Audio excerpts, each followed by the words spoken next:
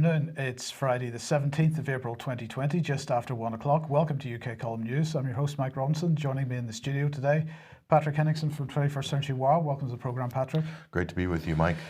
We've got lots to get through, so let's get straight on with it. Let's have today's stats. Global cases for coronavirus up to 2,193,000.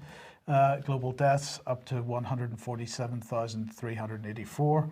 And recoveries up to 555,594. That leaves 1.49 million global active cases, of which 1.434 million are mild, considered to be mild, and 56,558 considered to be serious or critical.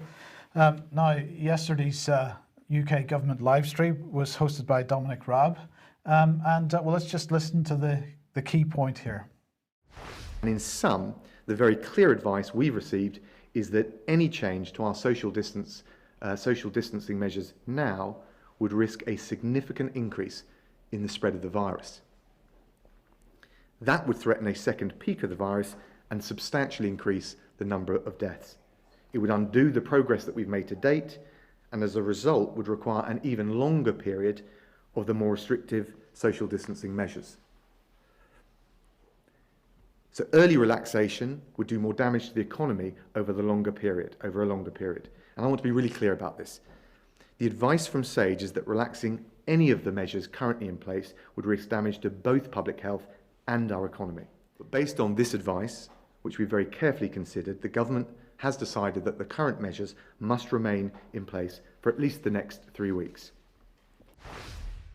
So we stay in lockdown, Patrick, for another 3 weeks, but they are pushing this narrative that the danger here is a second peak. So Dominic Raab said if we open up the economy, it could do more damage to the economy. Yes. That's basically what he said. Now, I have to say, other people may have a different view, but he came across to me as being quite uncomfortable as he read those words. I'm not entirely sure he necessarily believed what it was he was reading out there. We're told constantly that they're being guided by the science. They tell us we're being guided by the science. But what sort of science are we being guided by, Mike? Because what he just said there doesn't really, it goes against hundreds of years of study of epidemiology and the concept of herd immunity. Now all of a sudden that doesn't apply to the natural environment? Absolutely the case. Now, of course, our point one of the points that we've been trying to make for a number of weeks now is that the cure is potentially worse than the disease here. And we're questioning whether the lockdown is appropriate or whether it's an overreaction. Maybe, in fact, there's political capital being gained from this, which is inappropriate. But let's look at this. This is from a few days ago, actually. It's a Telegraph highlighting Bristol University researchers who are saying that a long-term lockdown is not going to reduce premature deaths. And in fact, any long-term lockdown is going to cause additional deaths. They're saying 6.4% decline in the size of the economy is going to be the tipping point. The real tipping point. Well, is that the case? I think 6.4% is what they're saying. Now, of course, if we remember from Wednesday's programme, the Office for Budget Responsibility was saying that real GDP falls of 35% are quite likely in the second quarter, with a bounce back, an amazing bounce back, but nonetheless, at 35%, that's somewhat more than the 6.4% being discussed by the University of Bristol. And we pointed out a few days ago, of course, that the excess mortality figures from the Office for National Statistics, in fact, only show about half of the excess mortality as a result of COVID, allegedly. Therefore, we're already seeing excess mortality as a result of the lockdown. And in fact, Patrick, other people talking about the potential for a second spike here, or at least the narrative being built for such? Sure. This is a graph here by Andrew Mather, Pulis Reads. He was a guest on the show a few weeks ago, and he's pointed out, Mike, looking at the latest data points, you can see the circle there of the red jagged line going up, while all the other countries in the world seem to be leveling out. In other words, a deceleration in the growth of cases and corresponding deaths. Two countries seem to be bucking that trend, Mike, which is the UK and the United States. For some reason, they're going against the record of how the virus is behaving globally. For some reason, the UK and the United States are going in a different direction. And so we have to ask the question, what is causing this? Because the virus itself shouldn't have any prejudice, in theory, against the Americans or the British, right? It should be neutral, the virus. It does what it does, is what Andrew's saying. A virus does what it does. So where are these numbers coming from? What's driving these high death numbers in the last couple of days, these latest data points in the UK and the US? This is an important point of debate. Of course, you've addressed some of those possibilities in your last couple of news broadcasts, Mike. Absolutely. Now, of course, the lockdown, the justification for the lockdown being driven by so-called experts. And I was interested in a little bit of video that the BBC had on the front page of their website today of Andrew Marr speaking to Stephen Fry. I just wanted to let people, I'm going to apologise for anybody that may find this offensive, but we'll listen to what Stephen Fry has to say here. There's so much noise. Everybody wants to have a point of view. Everybody wants either to show how splendid they are or to show how awful the world is, and people want to paint a picture of an apocalypse. But the fact is, if you listen to the scientific advisors, they almost always begin every sentence with, we think, it's possible, maybe, perhaps, we don't know, but. That's how experts talk, people who really understand it. So that's how experts talk, Patrick. And of course, that fits very well with the narrative that we've seen over the last lot of weeks about us fighting a war. This is the war narrative, because when you're fighting a war, you take action, perhaps with not all the information that would otherwise be desirable. So you set a policy, you take action, you sort of go with it and see where it goes. Because in a war, Mike, there's no time. There's no time to evaluate anything. Stephen Fry, thank you for gracing us with your presence and wisdom, Stephen Fry. But he's basically pushing the idea that highly likely is what the experts tell us, it's what government tells us, and that's good enough, and we should accept highly likely. Like it's highly likely, or it's likely that there'll be 240,000 deaths in Britain, or 540,000 deaths in Britain if mitigation policies are not pursued. We'll get more onto that later, Mike. Well, we're going to get more onto it right now, because the latest number is 40,000. So this was from the Telegraph this morning. Coronavirus, latest news, 40,000 people could die in the UK, public health expert warns. They've really dialed that number down, Mike. They dropped 200,000. Well, it was dialed back even further than that. They're moving it back up again. So this again is pushing the idea of a second peak. Now, who's pushing this idea? Well, it's this gentleman, Anthony Costello. And who is he? He's Professor of International Child Health and Director of UCL Institute for Global Health. He's Director, Wellcome Trust Strategic Award for Population Science in India, Bangladesh, Nepal and Malawi. He was Director between 1995 and 2010 of 3 UK Department for International Development Research Programme consortia covering Nepal, India, Pakistan, Bangladesh, Malawi, Burkina Faso, Ghana and Tanzania. I think there's quite a vaccine program going on in most of those countries. Well, he is consultant or facilitator to the World Bank, UNDP, UNFPA, USAID, DFID, World Health Organization, UNICEF, Medical Research Council, Save the Children, UBS Foundation, the Big Lottery, and the Health Foundation. And by the way, he's also involved with the Bill, or has been in his past life involved with the Bill and Melinda Gates Foundation. Right, so a true believer. A true believer, and we are getting the full, between the double barrels, between both eyes, from this man, highlighted by the Telegraph. Again, the numbers start to creep up. 40,000 is what we're looking at. And my question is, Patrick, will those 40,000 be as a result of coronavirus, or will those be people that have died with coronavirus? Or in fact, will those be people that have died without coronavirus at all, but have either been left on the sidelines by the National Health Service because they've been completely focused in one particular area to the detriment of everything else, or the people that have died from stress, from suicide, from domestic violence, and so on. We'll be coming on to the domestic violence issue a little bit later, but we are already starting to see deaths from the lockdown. Yes. And that's the key point here. And that's going to be reported more and more, Mike, in the coming days. So when the penny is dropping on the collateral damage of the policy, the voluntary policy of government to collapse the economy and collapse society in response to or to contain the threat of COVID-19. And as we'll point out in a few minutes, Mike, not every country took the same policy. So we can also look at countries who didn't engage in the medieval policy of lockdown and national quarantine. Non-lockdown versus lockdown. Now, we showed this graph last week. Let's take another look at it. We've updated the figures, Mike, here. Deaths per million, that's the red line. That's the one you really want to pay attention to, Mike, because deaths per million, the deaths that a country is enduring, that should inform policy as to what sort of risk the public is at. So this is why it's a very important number. So let's look in. On the left-hand side, you'll see the non-lockdown countries with Mexico in the middle. We'll explain Mexico's status in a minute. And then the lockdown countries on the right-hand side.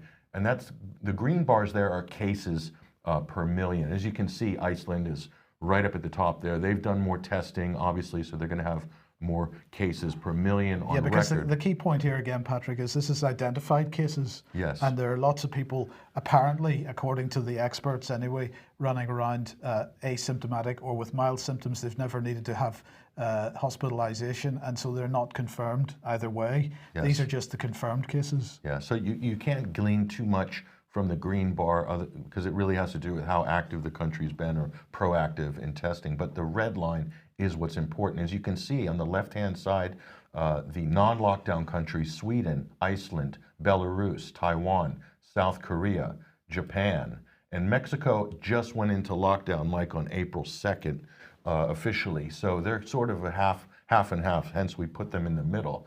And then you have the main lockdown countries that we're using as a barometer, the UK, France, Germany, Spain, Italy, Belgium, and the United States. And as you can see, the lockdown countries are experiencing much higher per capita deaths per million, Mike. And look at the non-lockdown countries. You could say they're outperforming the lockdown countries if deaths and saving lives is the most important metric. And we're told time and time again, every 2 seconds, it's about saving lives. Well, look at the non-lockdown countries and look at the lockdown countries.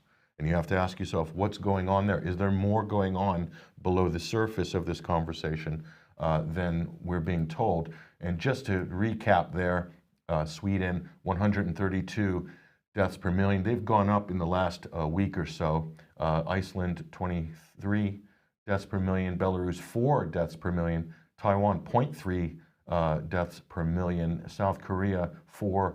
1 for Japan, and 3 for Mexico. Mexico is a big country, by the way, large population, about half the population of the United States. And here are the lockdown countries, Mike, very high totals in terms of deaths per million. And again, you have to ask yourself what's going on there. Are we going to see in the long run that the lockdown policies might actually be driving, or the panic policies driving up the deaths per million in those countries? This is a good question. And I might add on the left-hand side, Mike, these countries more likely have achieved herd immunity much faster, and so they probably will not be prone to a second wave as much at risk of a second, more virulent wave than the lockdown countries by choosing the medieval policy of having a national quarantine. I say medieval policy, Mike, because this is what has been described by many other experts. John Ioannidis used this term as well. Dr. Shiva has used this term as well. Many other experts and scientists have used this term, basically saying this is a archaic approach that's really never been used in modern times, a full national quarantine whole countries. We'll take a look in perspective, Mike, and people are saying, well, Sweden's absolutely failed. Let's put COVID-19 in context here. Sweden, population 10.5 million, COVID-19 fatalities 1,333. Now, just to put that in perspective, respiratory disease deaths in 2018 in Sweden, 6,997. So that's hardly a national emergency by any stretch of the imagination. Hence, Sweden is not on lockdown. Now, Brazil, people have commented on Bolsonaro's casual, blasé attitude. He himself was diagnosed with carrying corona. He said it was a little flu. Population, 210 in Brazil, 210 million. COVID-19 fatalities, 1,924. Mind you, it's a warm climate throughout much of the country, so flu isn't generally a big issue for Brazil. But look at the flu deaths. I just picked 2016, 2,220. So, you know, what can we conclude from this? Well, in Sweden, this is not a pandemic, okay? And in Brazil, it's a non-event. And a lot of people say, well, you're demeaning the 1,900 fatalities in Brazil. No, we're not. We're putting it in context, Mike.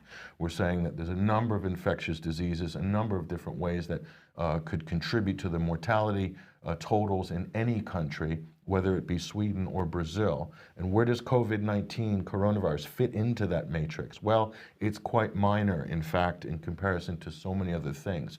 So you have to ask yourself the question, do you shut down the economy? Do you put tens of millions of people on the unemployment rolls? Do you shut down society? Do you destroy whole communities in order to mitigate a disease or that isn't really taking as many lives as a host of other, not only diseases, but other lifestyle factors and general health epidemics in countries? That's the question that nobody asked government when this started. Nobody held government to account and said, on what basis is this lockdown policy being instituted? As we can see, Mike, the non-lockdown countries have got the same or better results without having to destroy their countries effectively, okay? Now, I might be sounding flippant there, but destroying a whole working economy and destroying a society, Mike, that's very close to sort of taking a wrecking ball. It's about as close as you can get to taking a wrecking ball to the nation. Well, that is the question that we've been asking on this program since the very beginning of this. Because before it ever came to the UK and Europe, it had already been through China, and there was a fair amount of understanding of the types of people that it was attacking and the types of situations. So anyway, look, that's on a national level, Patrick.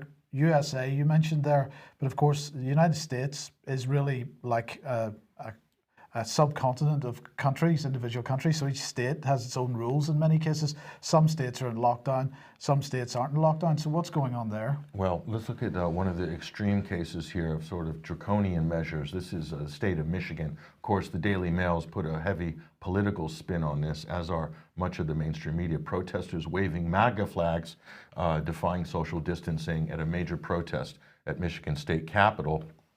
Governor Gretchen Whitmer is really under fire with a lot of residents because of her new strict stay-at-home orders that are even more strict than some European countries, Mike. Let's take a look at this. But obviously, this is the image here that really sets the media ablaze. These are local militia in the state of Michigan. Of course, they're coming armed. You can see them AR-15s.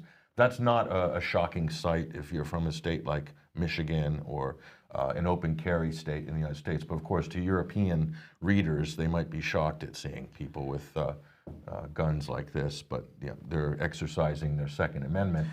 Look, we're going to show a little bit of video in a second, but in the video, the questioner makes a comment about Confederate flags. I don't see too many Confederate flags in that particular image. I think there was a truck flying a Confederate flag, and that made headlines on MSNBC, and they did a whole segment on that, basically saying there's the racist element to this. But so anyway, hundreds of people came out, Mike, and it was a major protest. And we'll look at the reaction of Democratic Governor Gretchen Whitmer here. This is a segment with MSNBC. Let's take a listen. What do you make of the fact of people flying Confederate flags on your streets to protest a stay-at-home order that's meant to save their lives? It wasn't really about the stay-at-home order at all. It was essentially a political rally, a political statement that flies in the face of all of the science, all of the best practices, and the stay-home order that was issued. You know, this looks like a lot of people, and it felt like a lot of people, but in the bigger scheme of things, Michigan's a state of 10 million people, the vast majority of whom are doing the right thing.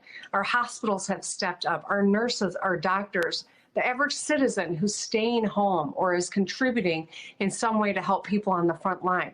That's the story of really what's going on here. This group, this small group of people that came together without masks on, who were passing out candy and with bare hands to children, who were congregating together, who were, brandishing their weapons, who were having, posters of being anti-choice. I mean, this was a political rally. It was a political rally that is going to endanger people's lives because this is precisely how COVID-19 spreads. And let me just add one more thing. The cars were blocking one of our hospitals, so an ambulance literally wasn't able to get into the bay for 10 minutes.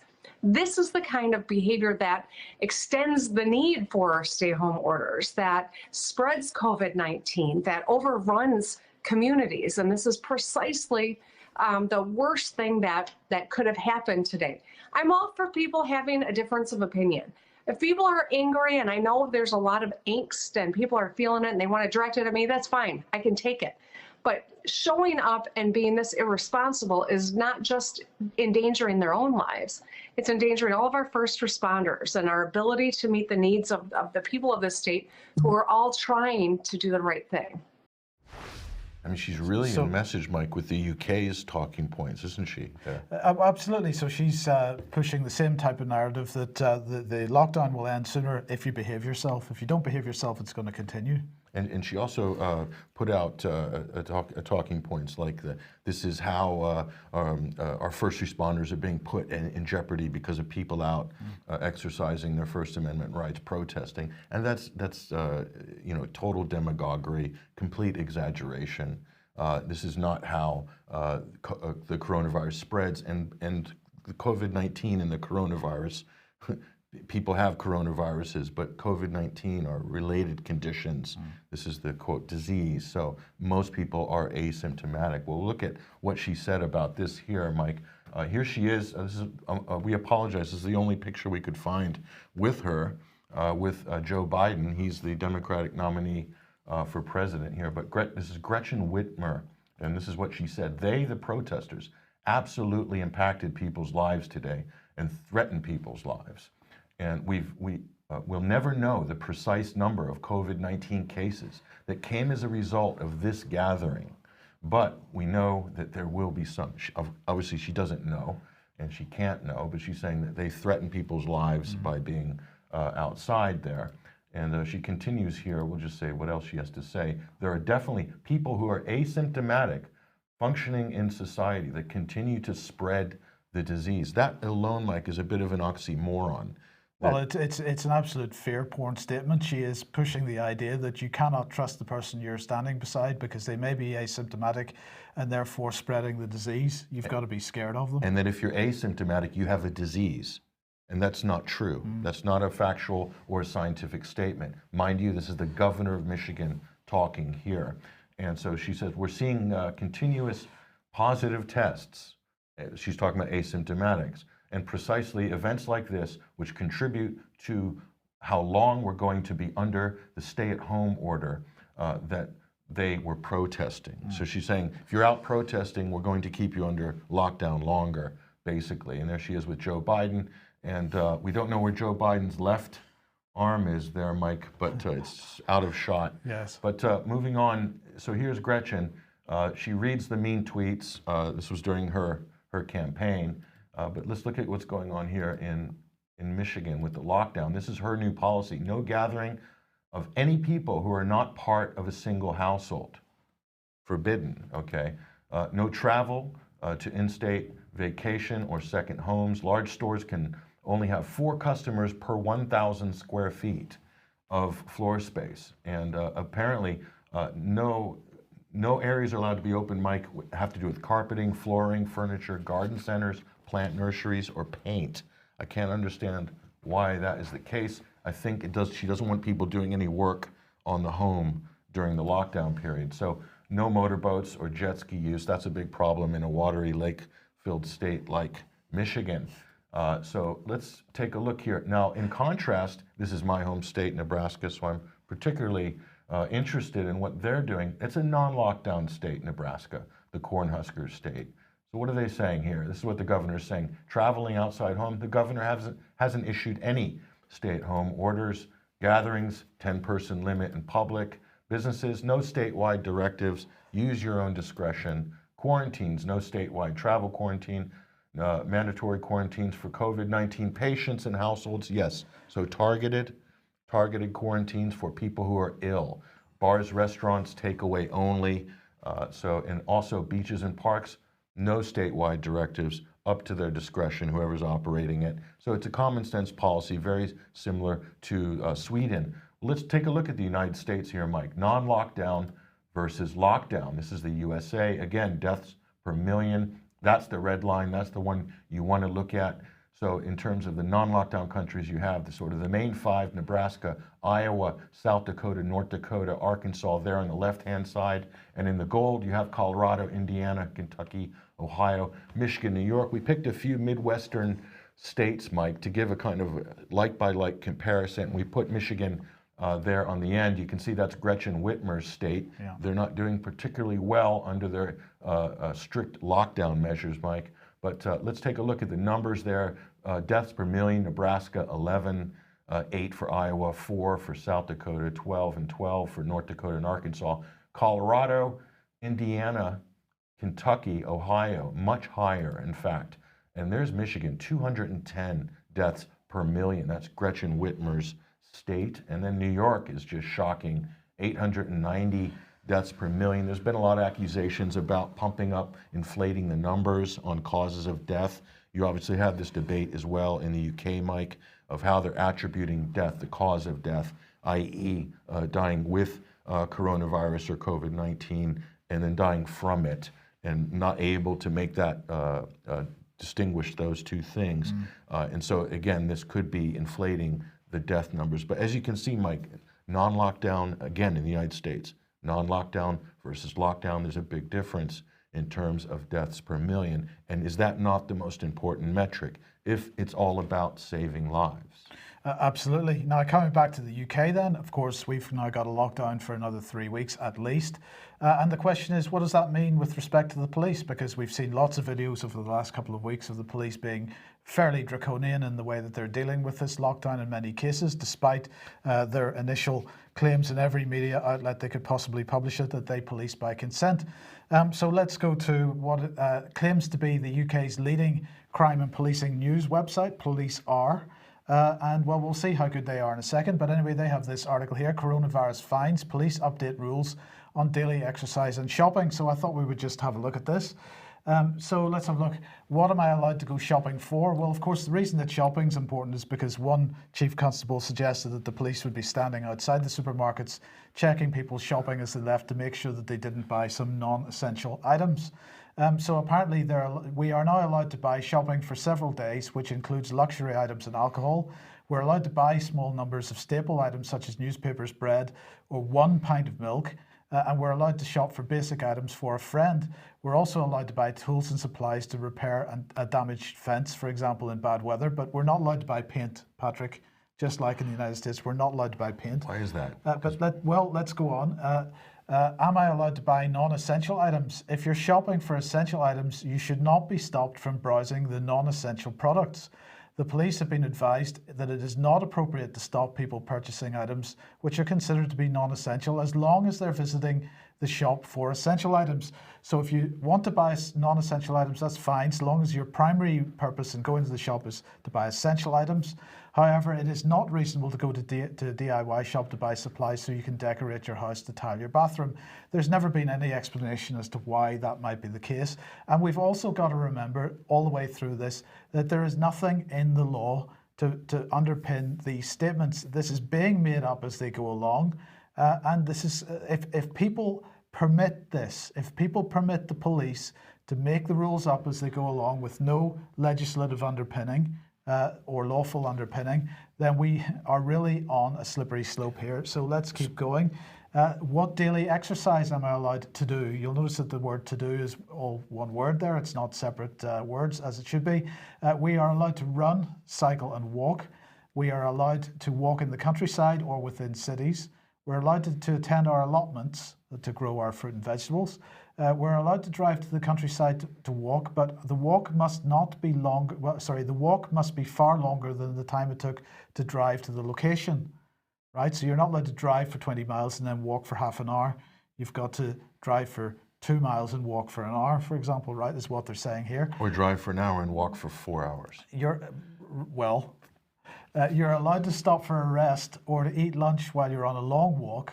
And in some circumstances, you're allowed to do more than one exercise, for example, walking a dog and going for a run. But again, they're just making this up. There's no legislative basis for any of this. Let's go on. Now, this is exercise. What exercise am I not allowed to do? You cannot drive a long period and only have a brief exercise. You also cannot take a short walk to a beach and then sit down and sunbathe if you remain there longer than it takes to walk there. You're not allowed to sunbathe in any parks, but you are allowed to take a rest. Your exercise must involve some form of movement. So that addresses some of the videos that we've seen online. For example, people that have been moved from the park benches while they've taken a rest. They said they were resting, and the police said you're not allowed to rest, you've got to move on. And it also deals with the lady who attempted to exercise her mind by meditating. Apparently, you're not allowed to do that. You're not allowed to exercise your mind. You're only allowed to exercise your body. So you've got to move on. So I just comment on that, Mike. So this is basically a sick note guide. Because you could say that you drove 20 minutes and you only exercised a half an hour because you pulled a hamstring, or my knee's bothering me a little bit. I mean, just get creative, really. Well, look, everybody needs to be challenging this, absolutely challenging it. Now, I just want to highlight the excellent subheadline here: exercise. What am exercise and I not allowed to do? This is the text straight from the web. This is a screenshot from their website. This is so what am exercise and I not allowed to do? I think that's got to become a meme of some kind. Somebody's got to do something with that. So struggling with the basic grammar. Absolutely. Yes. Now let's move on to this, because the question is, how are we going to get out of this lockdown? And I want to introduce you to this organisation, Tulchan, which seems to be a PR organisation, lobbying organisation. They've got a couple of former Tories working for them. Ruth Davidson, the leader of the Scottish Tory party, was going to join them at the end of last year, but there was such an outcry about that that she didn't actually take the job in the end. But they have published a leaflet called UK Exit Strategy, Leaving Lockdown and Rebooting the Economy. Now, what's interesting about this, Tulchan, by the way, is doing daily, in fact, twice daily briefings on their website for coronavirus. It's quite a useful resource if you want to go and look at that. But this document's very interesting because it doesn't seem to be available on the website, but it is being distributed through the Conservative Party, and particularly the Parliamentary Conservative Party. So we know that this has been given to MPs. And so the question is, what are they saying needs to be done in order to begin an exit strategy? And we've got to remember that at this point, the government still refuses to say exactly what the exit strategy is. And I believe that, in fact, this document is doing a fair amount to inform that exit strategy. So let's have a look. First of all, ITU, so intensive care capacity in the NHS has to be protected. That's the first thing that needs to be done in order to move towards an exit strategy. Number two, non-invasive and invasive ventilator equipment has to be available. Well, that seems to be becoming the case. And in fact, there's lots of ventilator equipment not being used at the moment.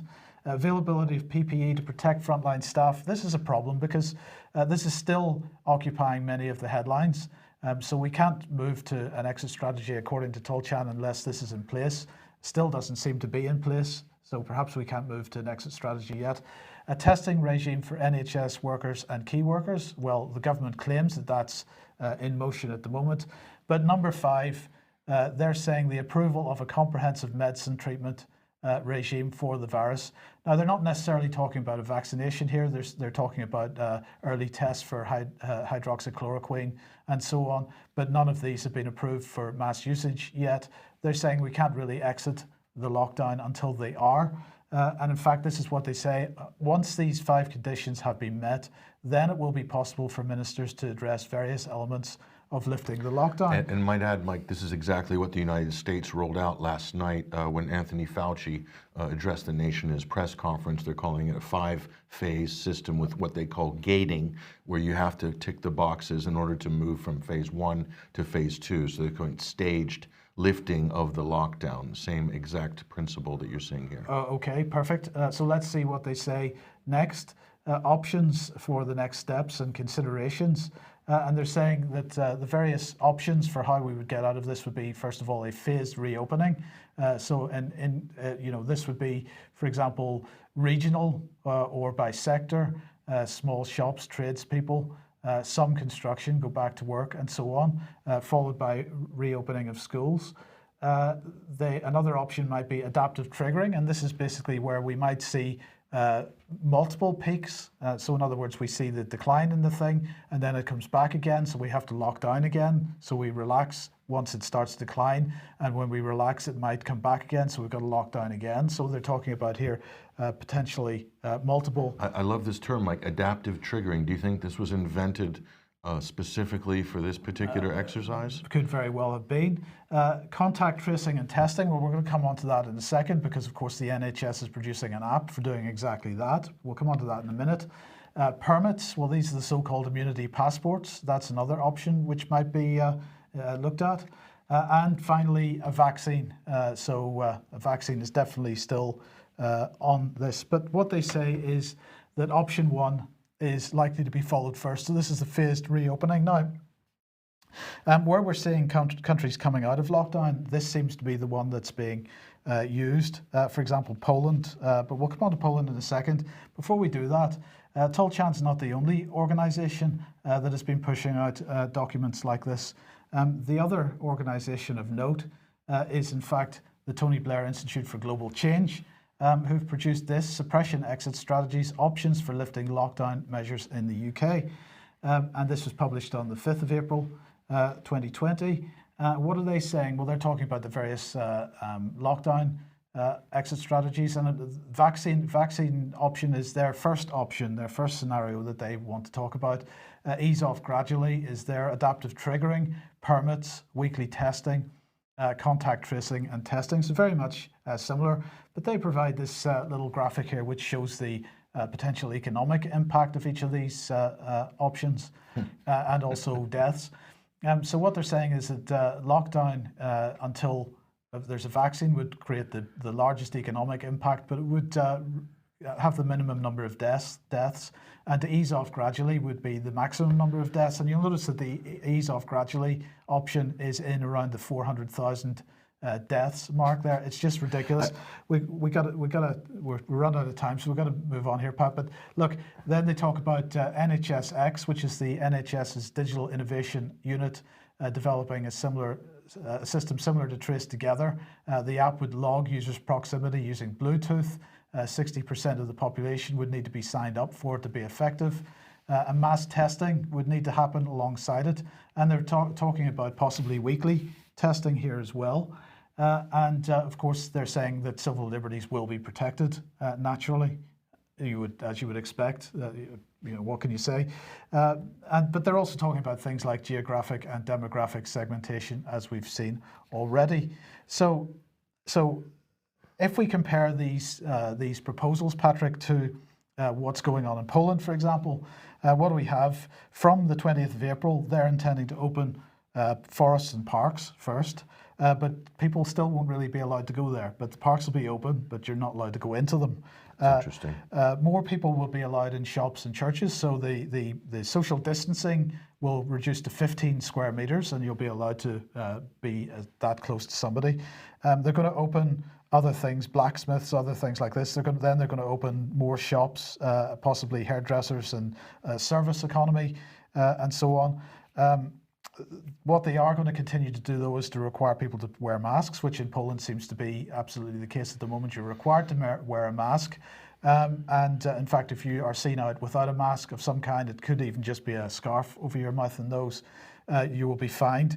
Now, of course, in the UK, we don't want people to wear masks because that would disrupt the facial recognition technology that we're just rolling out at the moment. So we wouldn't want to do that. So they want to decrease social distancing, keep social distancing, but relax social distancing? Is that because the corona can't jump as far after the lockdown? But here's the key point, Patrick. Information technology is absolutely being pushed. Home working. We're seeing these in both those documents in the UK about what our exit strategy would be. This is the same in Poland. Of course, this is ushering in a complete restructuring of the economy, and we're looking at the fourth industrial revolution here being moved forward somewhat. All of these requirements that you've just shown, Mike, for ending the lockdown, all of the details, all of these different phases, 1, 2, 3, 4, 5. Okay, we're told that we need this. We can't just lift the lockdown. Otherwise, it will be Armageddon, basically. Yeah. So why hasn't Armageddon happened in the countries that didn't even lock down to begin with? Are we living in some sort of strange bubble? We're living in Orwellian society. Has an iron curtain dropped? Is the question. Has an iron curtain dropped? And it's, you know, that you're not on this. Which side are you on? Are you on the Soviet side or are you on the free West? Mm-hmm. Has an iron curtain dropped? That's the other question. The other thing I'm going to say, Mike, before we talk about the fourth industrial revolution, mm-hmm. is all of these things: contact tracing, quarantines, draconian legislation, surveillance. These are all things that came that China showed that it was doing first. And the West, Europe, and they're all deriding China, and Trump saying the Chinese virus, etc. But they have copied China chapter and verse on how to attack the so-called coronavirus pandemic. They're adopting every single draconian measure that China is rolled out already, and they want to copy it verbatim, Mike. So we have totally taken China's lead on this, okay? Absolutely. But the Chinese have a very different political and social system than we have in the West, and this is going to mean an end to civil liberties and basically democracy in name only, living in a free country in name only, okay? And the question is, why are we following the Chinese lead on everything? Well, look, every time they talk about exit strategies, they talk about returning to normality, Patrick, and the question is, what is the new normal? Well, this is an important article here. This is by Corey Morningstar. This can be found on her blog, but also up at 21st Century Wire. And she's saying, COVID-19 by design, ushering in automation, artificial intelligence, and the fourth industrial revolution. A big part of this, Mike, is universal basic income. It's rolling this out very quickly on a massive scale. We can see this is exactly what has been achieved as a result of the voluntary economic collapse and takedown of economies in the, quote, lockdown states. So they're ushering in very aggressively this thing called the fourth industrial revolution, making a lot of people, quote, redundant, or getting people used to what they call the new normal. And let's look at this concept of the new normal, Mike. When the Canadian Prime Minister Justin Trudeau has made a statement that should shock people. In the new normal, he's basically saying that I know people are interested in when things will go back to normal. The reality is, it's going to be weeks still, the Prime Minister said on Tuesday. It's going to be important to get our economies going, but we're going to have to remain vigilant until such a time as a vaccine is found. And Mike, everything that we've shown in the last 10 minutes, whether it's contact tracing, immunity passports, or waiting for a vaccine, all of these things are basically what Bill Gates and the pharmaceutical industry is advocating, which is to forget about natural herd immunity, forget about this human history. We need synthetic immunity. So we can't do anything. You need to remain locked in your homes until a vaccine is ready, or under strict social distancing orders and all of these draconian measures until a vaccine is ready. Totally eschewing and ignoring the whole concept of herd immunity, which is a real thing. And this is how the human race has survived this many hundreds of millions of years, or however long you think the humans have been around. So you can see there's a definite schism, a line that's been drawn there by Bill Gates and Big Pharma and government, many governments, and then by what is real science, which is the fact of herd immunity. That is where the battle is right now, and I think governments are taking the side, it seems, of Big Pharma, of Bill Gates, and they're pushing synthetic immunity. And that could lead to many more problems, a lot of the experts are saying, than the, quote, coronavirus pandemic that we're currently witnessing. Okay, so let's come on to this, this issue of the NHS and what they're doing here. Of course, it's all about tracing people, tracking and tracing. And in fact, it's not just the app. The app is a front end to a much bigger back end system. So what they're saying is to execute a coordinated and effective COVID-19 response, the government has commissioned NHS England and Improvement, NHS England and Improvement and NHSX to develop a data platform that provides those national organisations responsible for coordinating the response with secure, reliable and timely data in a way that protects the privacy of our citizens in order to make informed, effective decisions. So they're going to protect our privacy. So this is what they had to say. All NHS data in the store will remain under NHS England and NHS Improvement's control. Once the public health emergency situation is ended, data will either be destroyed or returned in line with the law and the strict contractual agreements that are in place between the NHS and partners. What partners? We'll come on to that in a second. The question is, will this emergency situation end?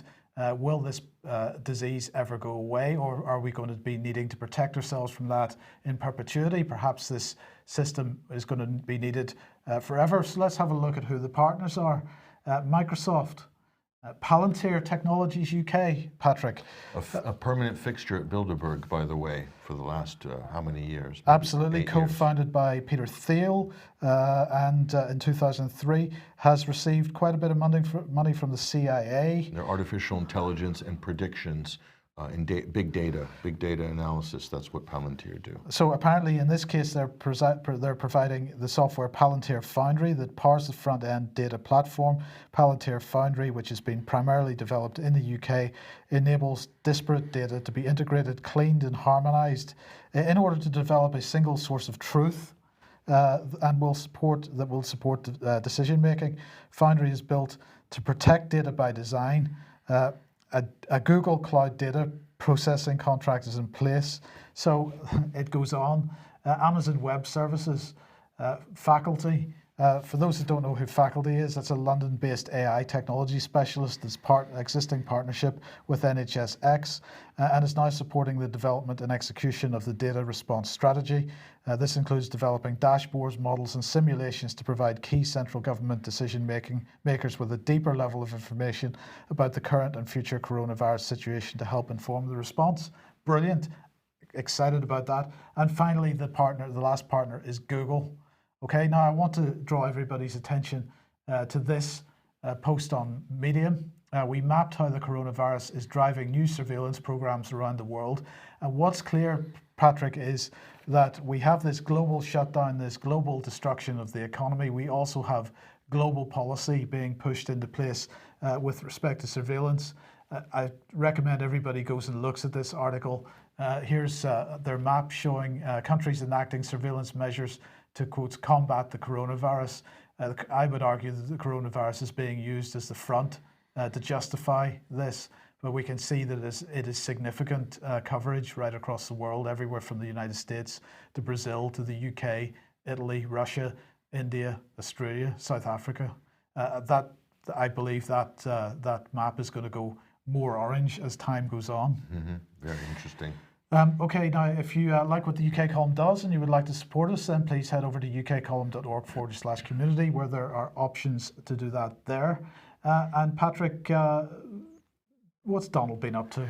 Well, this is a press conference here in the White House garden, and as you can see, Mike, this is just a farce.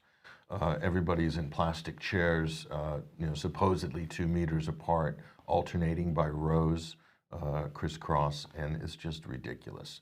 So, the fear, what the media and even the White House, even the government's projecting this idea that there's a plague going around and that anybody could potentially give you the plague. And this is exactly what these sort of optics communicate, Mike. Yeah. It's just ridiculous. So they're basically saying it's no longer safe for anybody, not even government, to be congregating going forward. Well, that's absolutely true. So everybody would be glad to know that our Parliament reopens on the 21st of April, but it's a virtual Parliament. It will not be a real Parliament. The seats will remain empty. Apparently, ministers, secretaries of state and the Prime Minister will be asked questions via video link. And so there you go. So will this become a museum here, Mike? Although you couldn't go and visit the museum, of course, but you could do a 3D virtual tour. But will it become a museum in the future? That is very likely, Patrick, because they've been working on that for quite some time. So now I just want to end with this. If we can just get there 1 second. Here we go. Neil Ferguson tweeted out on the 22nd of March. Now, anybody that doesn't know, Neil Ferguson is the professor at Imperial College that's driving the policies at the moment with his computer model, of which explained that we were going to have 6,000 deaths and then 20,000 deaths and then 5,000 or something along these lines. So anyway, he said, I'm conscious that lots of people would like to see and run the pandemic simulation code we're using to model control measures against COVID-19.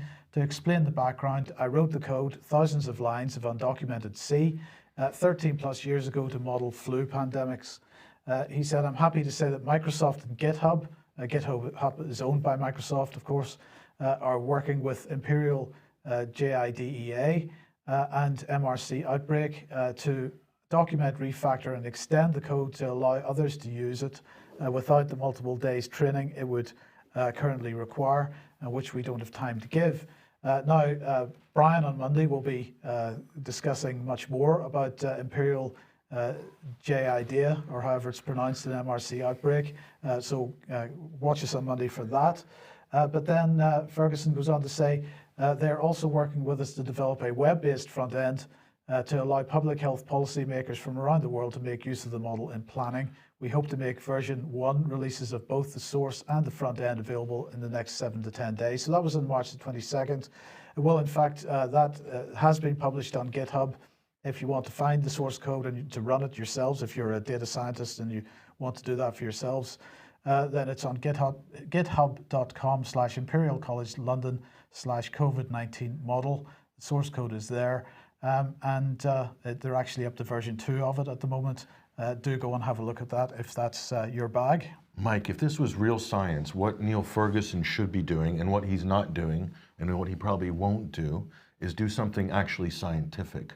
Doing computer modeled projections is not science. Right. It's predictions, it's actuaries, it's things that insurance companies do, it's things that engineers do to predict. But even that's more scientific. What he's doing is not scientific, it's science-like. If it were scientific, what Neil Ferguson should be doing right now, today, is look for the control group to compare his previous computer models against. So who would the control group be, Mike, in this scenario? In terms of, what will lockdown measures help to stop the pandemic? What would be the most obvious control group to find the data that you could compare your modeling to, Neil Ferguson? Well, it would probably be the non-lockdown countries, wouldn't it? That would be the control group.